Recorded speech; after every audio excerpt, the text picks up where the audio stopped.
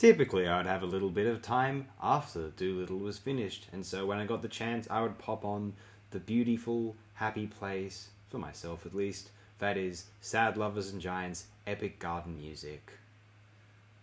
And the lyrical subject matter was quite melancholic, right? Why is that your happy place? It's the pure mood and ethereal majesty of the recording, the that kind of overwhelming sensation of feeling.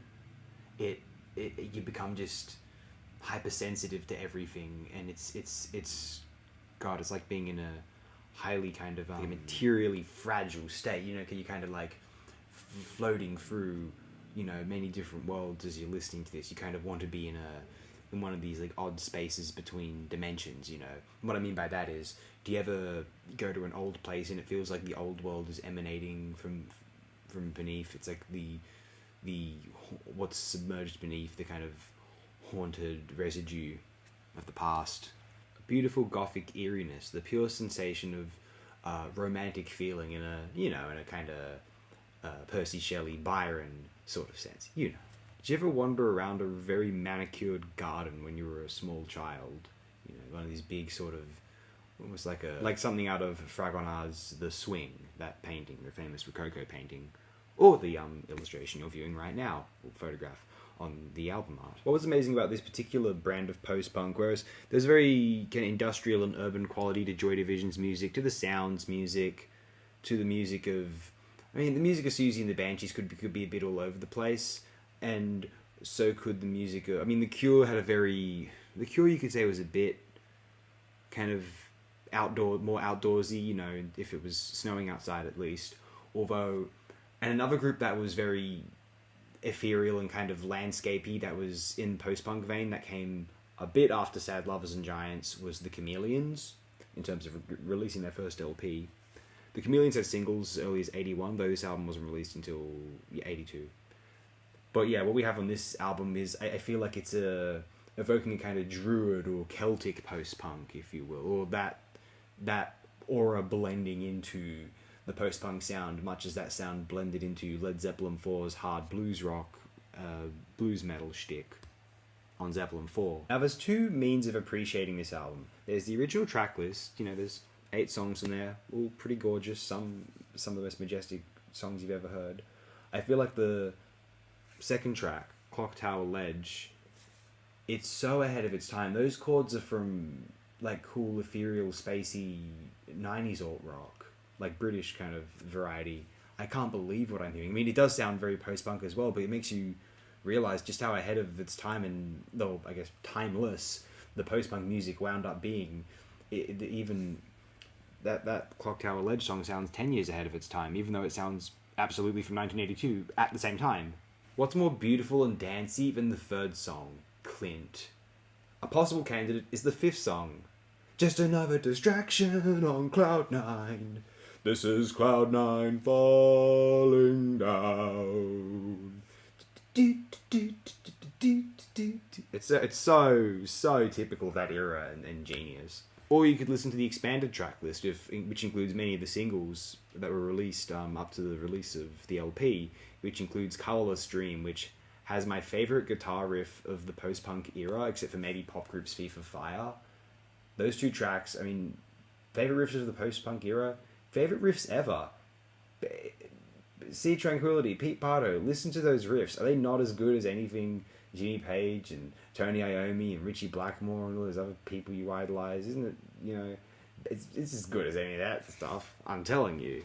You know, epic garden music, appreciating the album makes me feel like I've come full circle in a way. It's the kind of music where, if I'd heard it as a kid, I'd think, this is the kind of music that, like, young adults would be appreciating and thinking is, like, magical, and it's really making them feel like they're part of, you know, the world. And by the world, I do mean a kind of, not society, not in an anthropogenic sense of the world. I mean in terms of the kind of cosmic sense, in terms of more ontological sense of reality of the world. And epic garden music, yeah, I'm a youngish adult now still, and epic garden music makes me feel like one of those prospective, you know, kind of sad boy archetypes. And I love it. I think it's fucking awesome. It makes me happy, to be honest. And even if I am sad, it's just like, it feels awesome just to feel so, I guess, the sadness, just seeing the sadness of the songs transformed into these beautiful artworks of these phenomenal pieces of recorded music production. It elevates one's sadness into a joy. In this respect, I find it better than The Cure, which is just wallowing in its kind of Robert Smith nonsense after a while, to the point where I just wonder, gee, like, how depressed are you, man? Like, come on. This is close to being my favourite post-punk release ever, certainly in a very cliche sort of the typical predictable post-punk sound, which is exemplified by your Joy Divisions and the early Cure, Susie and the Banshees, the sound, the Chameleons to an extent, but they did a bit more soundscapey, bells and whistles sort of things on the first two albums at least, and next one as well, arguably. But what Epic Garden Music has is, it's as though they heard the sounds of these other bands and were like, oh, let's do that too. They're not an original act, but oh my god, they loved that aesthetic and sound so much that they wrote some of the absolute best music within that paradigm. They're almost maybe they're the Deep Purple of this movie, because Deep Purple was just a psych act ripping off Vanilla Fudge and whatnot in the late 60s. And there's some good albums there. Shades Deep Purple's really good, and the third album's really good, kind of an acid rock proto-metal thing. And then they heard Zeppelin 1 and 2, I guess, and then they did, alright, let's get Deep Purple and rock underway. And an engineer named Martin Birch was the catalyst for this, according to the liner notes. So Martin Birch was inventing heavy metal even then, 1970/69, maybe even they were starting to record that. Anyway, the point I'm making is Deep Purple ripped off someone else's sound, but they were still one of the most important and influential, beloved hard rock / early heavy metal acts of all time. Didn't change anyone's opinion about not putting in a Holy Trinity, say, except maybe in the American Rock and Roll Hall of Fame, but that's kind of silly, I think. So this is how I feel about Sad Lovers and Giants. Their sound is borrowed from other bands, although they produce some of the most exciting music within that sound, assuming you're into that sound. They might not be as strong or interesting or original as, say, the band The Sound, but nevertheless, they're making songs which are comparably exciting, impressive, and danceable, and likable. Fun. They would put out 2, maybe even 3, I could say, albums after this, which are also very, very classic. Although it's this particular Epic Garden Music, whether it's the original 8 tracks version, not 8 track as in the the kind of portable kind of cassette-esque device, but there's 8 tracks on the album, versus the extended edition, which has up to 15 tracks on it. You know what? It all depends on how much time you have. I love listening to the original track list because it's a sincere work of putting the songs that you're proud of on and that you want to display to the world on the limited space that you have on the vinyl LP, versus the kind of cheating of the CD reissue. And it's like, oh, we can make the best album ever, we can do whatever we want. I'm almost more impressed that they conjured a classic of just 8 songs versus like, yeah, you're going to put all the singles you slaved over plus those songs on an album. Of course it's going to be genius. Of course it's going to be one of the if not the best listening experience of all time. It's cheating.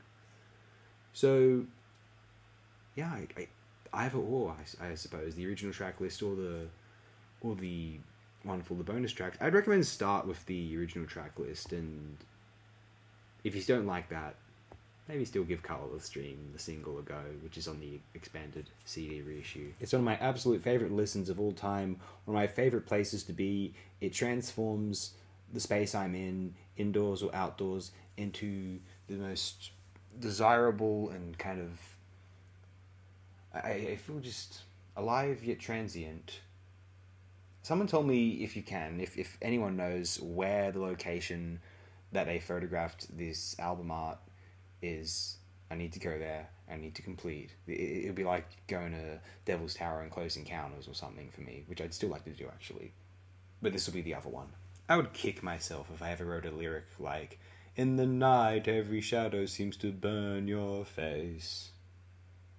But here, I don't care. Good on you guys.